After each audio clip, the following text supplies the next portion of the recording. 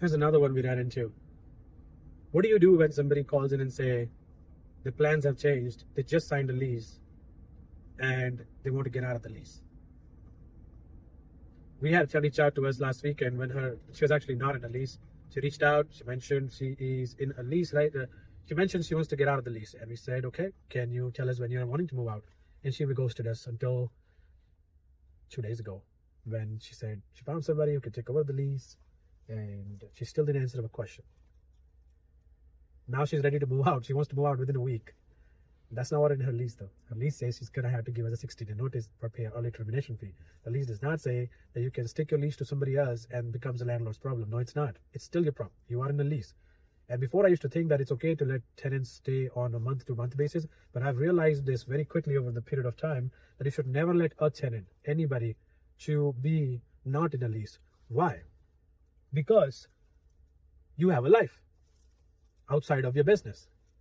And to make that life a little bit easier, what you want to do is you want to make sure that anybody who lives in your rental house, has a set term, and they cannot just get up any time of the day and tell you that they no longer want to live here. Why?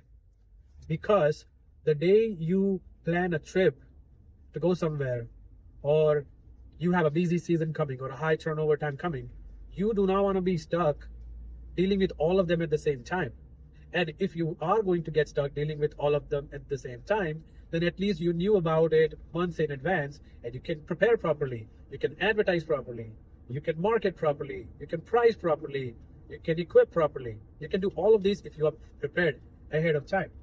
And I realized a lot of people, and this is the kind of world we live in, that they can simply have a small fight between the girlfriend and the boyfriend, or even husband and wife, or roommates, and they can call it a quits. And the person who is trying to deal with all of this is you, because you're the landlord and they have nothing to lose. So they got up and left, and you are the one who's left with it, especially if you let them be on your property without a lease.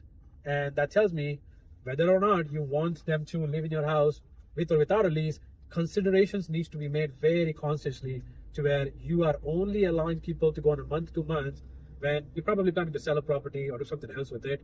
And because of that, you don't want to have somebody in a lease.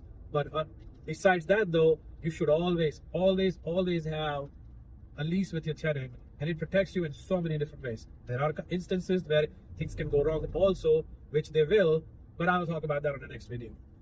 This is all I got for now. Thank you.